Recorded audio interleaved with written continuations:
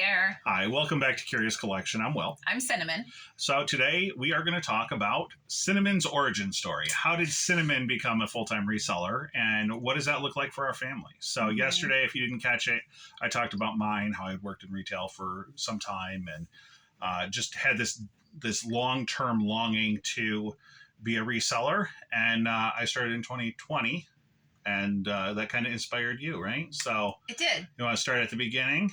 So I did not want to be a reseller. That was never any part of my my background. I went after high school. I went to university to be an elementary school teacher, and 3 years in realized I didn't want to do that. So I fell into payroll and HR, and I really enjoyed that. And I did that for some years, working in management and trying to, I saw it as like I was able to kind of be the middleman between the corporate and the employees so that I could kind of help advocate for my employees. And so I really did enjoy that. And then that's what I was doing when Will and I met. And so then, we got married and babies and all that fun stuff. So we talked about it, and I ended up staying at home so that, I could raise William, and, my daughter was 8 when I had him. So she was still, young and very much needed somebody at home, sitting and doing homework and that kind of thing. And then I was also helping one of my girlfriends and watching her 1-year-old when William was born. So I was busy at home, trying to wrangle children and run a household. And you were working in management. So that's what we did for some years there. And then my mom got sick, and she had cancer. So there was a lot of involvement with taking care of her and taking her to doctor's appointments and all of that. While still raising children. While still having babies. Yeah.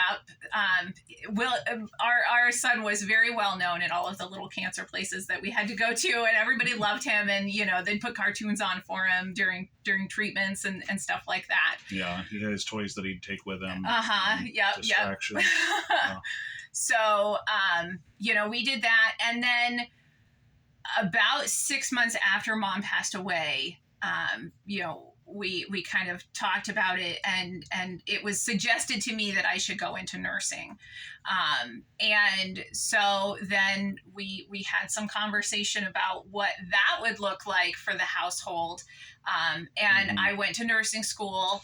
Right. And so at this time you were, say, right around 30, 31. Yeah. So I was like 29. That was a big step. And a lot of people talk about, like, you can't go back to school and get your degree. As an adult. Oh my word. I was going to school with a bunch of 12-year-olds. Like, it was craziness. Cause here I am. Like, I've raised babies. Right. We're married. You say 12. They were adults. They were adults. They were 18, but they were like doing essays on SpongeBob and stuff. Yeah. So it was a very huge culture shock to me, going back to university at that point. It was good also, though, because I was more mature. And so going through nursing school, it's hard. Holy moly. It's super hard. So yeah, going through that. And then, like, luckily, again, we have such a supportive relationship between the two of us. I don't know how we would have done anything that we've done without the huge support that we have. I think you for definitely each other. have to have someone that you can count on, to lean on. It doesn't necessarily have to be a romantic relationship. You got to have somebody in your life that you can go to when you have challenges, and, talk about your problems, and, get it off your heart, and, maybe work through that together, whatever it takes. Yeah. While I was going through nursing school and stuff, like, he would take the kids to the library or to the park or whatever and be like, okay, house is quiet, you do you, and he would also kind of look over my essays and be like, is this your best work? You love telling people I that. do, because that's really hard. because of course he's going like, I don't want to say anything to like hurt your feelings, but at the same time, like, I know you and I know you could do better. And that's a really hard conversation to have for him. So, you know, I do appreciate the honesty and stuff, but like, that's hard. But it's a good thing because that right now in our business, we have to be able to have those conversations. But you know what, honestly, like in our relationship, we have to be able to have those conversations where like I love you and I want what's best for all of us involved. So, you know, let's try to do a little better in this area or what have you. So anyway, so I went to nursing school and, you know, graduated, and I don't know that any of us knew what that was even going to be. We had a very, very vague idea about what it meant to be a nurse. Yeah. So we had this idea that it was going to be just helping people a couple days a week. Right. Oh yeah. It was going to be, you'd still be able to be home most of the time. Right. Yeah. No. There was going to be relatively high pay. Because so one of the things is that you had left your payroll job, and when you had looked to go back to payroll when our son was a little bit older, those jobs weren't there. No, and by the time that like I went back to like think about doing payroll before I had gone to nursing school, like the amount of money, like obviously because now we had kids that we would have to put in daycare. So by the time that we paid for the daycare and the gas, I would need to make $15 an hour just to leave the house. Right. And I mean, again, today that doesn't sound like a lot, and it wasn't a lot back then. Right. But the reality was that you had left a job that you were making approximately $20 an hour. And we're talking around 2008 era, 2008, 2009. Yep. We're talking about the Great Recession. And all of those nice corporate jobs, all those white collar jobs, they started outsourcing them. So, and they wanted to have a bachelor's or a master's degree in order to get that same, like I had certifications and things like that in payroll and HR, but I didn't have a master's in payroll HR. I didn't have a master's degree in business or anything like that. But they wanted the master's with $12 an hour. Yeah. Yeah.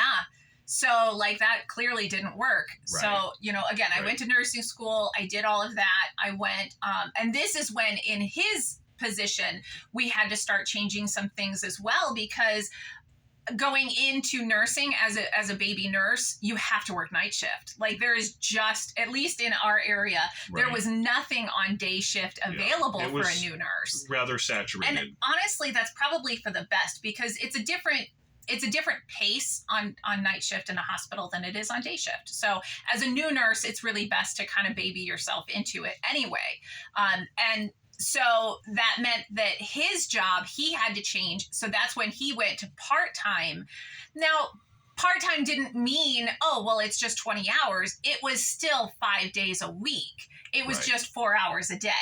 Right. So like it certainly changed. It was 5.5 hours a day, because they don't pay you for your lunch break. So you'd have to work 5.5 hours. You'd only work 25 hours a week, but it was 5 days a week. Right. So when you're working, and I have a lot of empathy out there for people that are in these situations. You're caught with an employer who's telling you only part-time hours, but full availability. Right. You still have to work 5 days a week. You know, so he's like driving kids. You can't have another job. No, not at all. And he's now becoming that default parent as well, because I'm working night shift and I'm working 12-hour days. So I have to sleep at some point. And now our schedules were completely. I don't think you slept for that 2 years. I don't think I did either.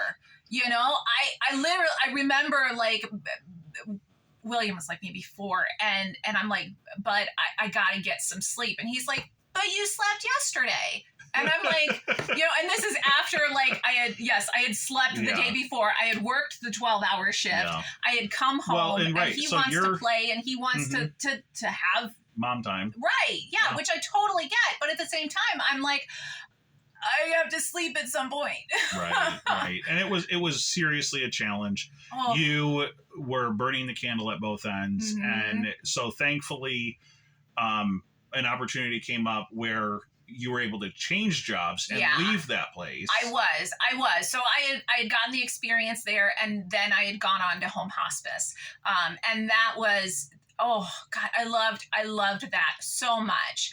And I was able to go into people's homes and teach them how to care for their loved ones. And because I had already gone through it with my mom, I kind of had some of that empathy that I was able to, and also be like, I remember being so scared and not knowing what the heck to do. So I was able to educate my patients and their families so that they knew what to expect. And I can't tell you the relief that gives so many people. And I absolutely loved what I was doing. And then I started precepting, and then they offered to make me a manager. And why don't you explain what precepting means? Because I don't know that So precepting is teaching other nurses the job. So, mentoring and taking on that role of taking in the new nurses and showing them the ropes, showing them what to do, basically just making more babies that were having trained employees, what to so do. in my world of retail, we had a supervisor position who was, basically in charge of training and that type of thing. And the management was then salaried. The supervisor roles were hourly roles. So it's very similar to a precept. So it was, I mean, they were all, it was all salary, but it was like salary, but you work, right. This Nurses is your shift. are salary. Yeah. So then they offered to give me a management position, which I was so naive, because my thought was that, like, oh, I can now be that advocate for my nurses, and I can give them the support that they need in order to do the best possible job for the patient care. Right. Like I'm a very naive person, which is why it's so nice that I have my husband, because he's more, yes. I mean, and I need him, because I'm so guess what? That wasn't the job. Like I thought it would be. It was more a matter of, well, just make your nurses do more, and just push them harder, and make them work extra shifts. Yes. Profits over people. Yes. And so that wasn't good for my mental health. Forcing me into a role that went against everything in my heart. Right. Just didn't work. And so one of the things that crossed my mind today as I was thinking about this video is job security. And while you were in that role, you saw some layoffs. Mm-hmm. And then also in a different role that you had been in later, we had also experienced and seen some layoffs of other employees, not yourself specifically, but like that was rather disconcerting for someone who's going, oh, I thought this was going to be a good industry, and a solid industry, so there's definitely some concerns there too. Mm-hmm. So I just wanted to interject that. I know it's not really part of the storyline, but it was something that crossed my mind, is like, it's so heartbreaking to see people go through that. It is. It really is. So, so then I went back to the hospital, and again, I was working night shift because that's what I could get. And back to not having quality time with my family, and like, not even just not quality time, like, you don't see people when you're on night shift, because like you can't. You see your coworkers. Yeah. Because you have to sleep. And then 2020 happened, and I was working on a unit that turned into the emergency response unit, basically. Basically, yeah. And there was so much unknown and all of it, and I was working 5 and 6 days a week, because again, like, there's that, if you don't do it, then it's going to go on to all of your coworkers, and then they'll have to do it. You can't possibly put that on them, so you just take it all. Mm-hmm. and you just do more, and you just pick up more shifts, and so it was. And we've seen a lot of fear during that time period. You absolutely saw people that were, coworkers that decided that they were not going to do the job. Right. Yeah. Because, and again, I get it. Like, I'm not, like, it was a super, super scary time. Mm-hmm. And then he was also, at the same time that I was working that, and our unit became that unit, is when he's going, I can't do this anymore. Well, like I said yesterday, like my whole thing was like I was already planning on getting out of the industry right before 2020 hit, before we were having issues going into that holiday season. And I saw the company that I was working for cutting back on payroll, trimming back. People talk about how we're in this recessionary period right now and how things are getting worse. In 2019, things were getting worse. Yeah.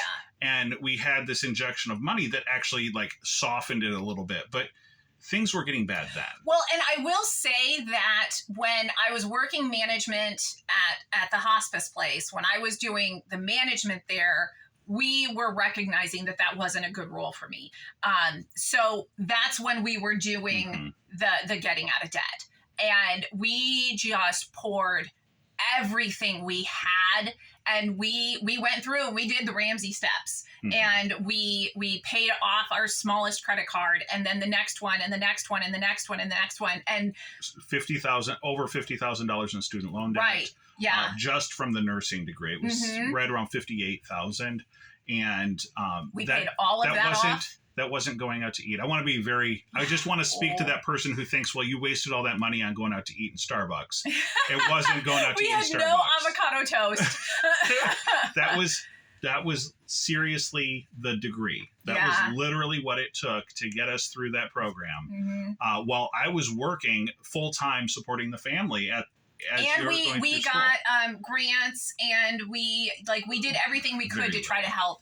It just help. Is what it is. That was the cost. And we even shopped around for schools because we wanted to have a good deal, but also, a good degree. I do want to say that, I'm still an advocate for people getting an education when it's required. I'm not bitter about that. Yeah. We went through the baby steps. We paid off our debt. In 2 years, we paid off over $100,000 in debt, living on one income. Your entire nurse salary went towards paying off that debt. Yep. Yeah, and we lived off his income. Our lifestyle did not creep. No. There was no changes, no perceptible changes that we could see. Right. We just changed, the our income mindset. changed, but our behavior didn't. Yeah. Right. So we were completely out of debt, and then we had the opportunity to move to Florida. And I feel like everything that we had gone through, every season of our lives had paved the way for where we are now. Absolutely. So absolutely. It's been a long process. It has. We moved down here, and I got another job at a hospital, and I was so repeat the cycle, right? Because exactly. We haven't learned our lesson yet. So you got a job at another hospital. Yeah, but at least it was day shift this time, so that I could spend more time with the family. And we were able to, again, go on one paycheck, just my nursing money. And he was able to start this business full time. But again, the whole dynamic of the household shifted, because now you were the default person there, because I was working all the time. Again, they want you to work overtime. So I would sign up they'd give you a bonus if you would guarantee that you're going to work an extra shift every week. That was such a BS program. Now, you did get your bonus check. I did. It was a lucrative bonus, but the requirement was that you were not allowed to miss a single day of work, including the bonus day that they required. Yeah. So you're working 4 days a week. And it was 12 weeks. Right. 4 days a week, 12 weeks in order to get the bonus. Right. And if you missed a single day in that 12-week period, you lose your bonus. Yeah, you forfeit. But you still have to continue to pick up that extra shift that you promised. Right. So I stayed at the hospital there for about a year and a half. And then there was a hospice house that had an opening. And I was like, oh, well, this is perfect. This is what I'll do, because I love hospice. And, it was again oh, well, there's only 8 beds in the hospice house, so you'll never have more than that. You're going to have the support staff that you need to be able to do the job that you really want to do. And all of that sounded so lovely. I had an LPN that worked with me, and she's amazing, and I still talk to her all the time because she's lovely. But the support staff that we were claiming to have, those things would Yeah, the position would go vacant for months and months at a time. Mm-hmm. People, they'd bring Or somebody in. we'd have them, and then they would pull them to another department. Right. One of the things that we found out after a while was that the position was so low pay that, people talk about how, like, those minimum wage workers, how it's so unfair that people are getting paid extra. Well, these jobs were literally, they were paying people $2 and $3 less than market rate. Yeah. And so it's not a surprise if you're not paying your employees, they're going to find better. You don't get those high quality employees. Or they're going to go, you just won't get employees at all. Right. And that's what ended up happening, is that you're working at this facility where you're supposed to have a staff of 4 and there's 2. Yeah. And then, like, you cannot be the very best possible person you can be when you're pulled in too many directions, right? And you don't have the support staff to help, and you don't have, then they would start messing with like the machines that were supposed to, like, dole out the medication. And so there'd be, like, mistakes in the machine. But of course, as the nurse, it's all on us. So the machine will tell you to take medication out that you shouldn't be taking out. And obviously, as the nurse, you are supposed to know all of these things. So you talk to management and you're being like, hey, the machine is broken. It's telling me to take medication that's not ordered. And they're like, well, it's all on you. If you do it wrong, then you're the one in trouble. And it was just all of it. Right. It was negligence is really what it was. It was negligence. You had brought it to, actually, you went all the way up to, like, a VP talking about the fact that I'm not shy. Right. Well, and because not only one of your concerns, not only is it your nursing license, but it's if you overdose an employee, that is a criminal act, whether it's intentional or not.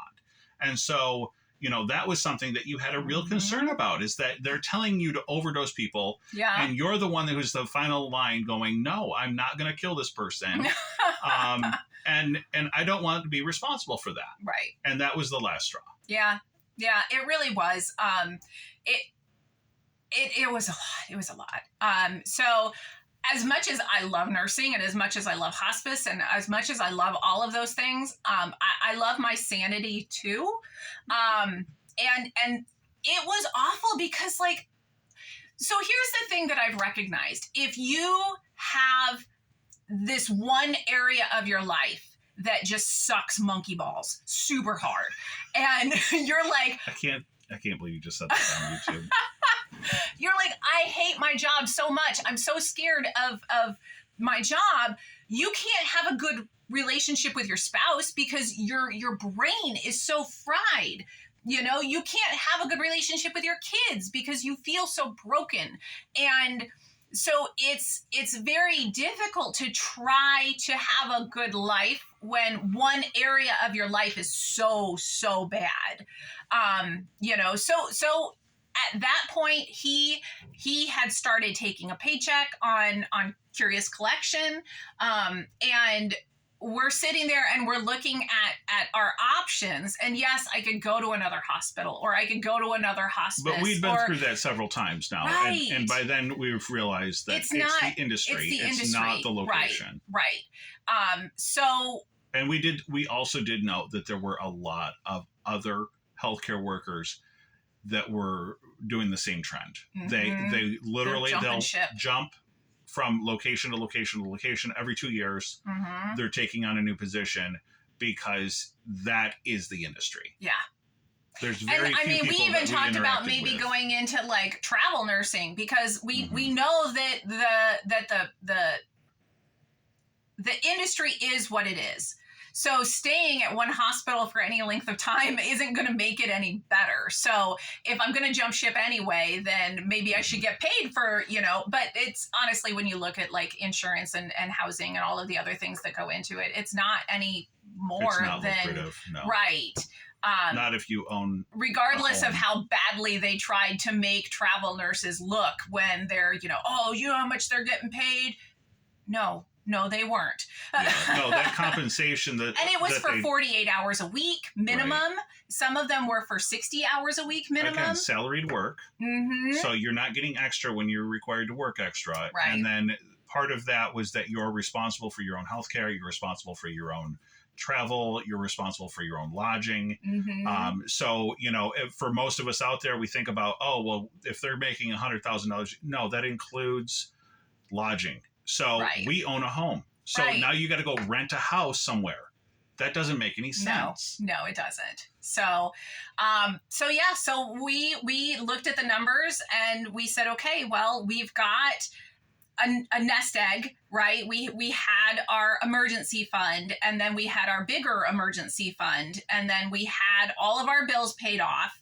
And we figured it out. We had 6 months. Yeah. We had 6 months that we could survive, and that's basically how we live now. We live based on the amount of money in our emergency fund and what we make on our eBay sales, and we analyze it every month and we go, how many more months? Yep. How many more months can we make it? Yeah. And as long as we're more than 2 months, we keep doing it. Yeah. So like, obviously I kept my nursing degree. I keep it updated. Your license, my license. I keep up my CEUs, the continuing education that you have to have in order to keep your license. We do all of the things so that we still have the backup plan, right. We if both that's have what backup we need. Plans, right. Because we're those kind of people. But it's possible. But there's a lot that goes into it. A lot that goes into it. Right. And like we said, there's sacrifices that have to be made. But honestly, there's sacrifices that have to be made regardless of what decisions you make.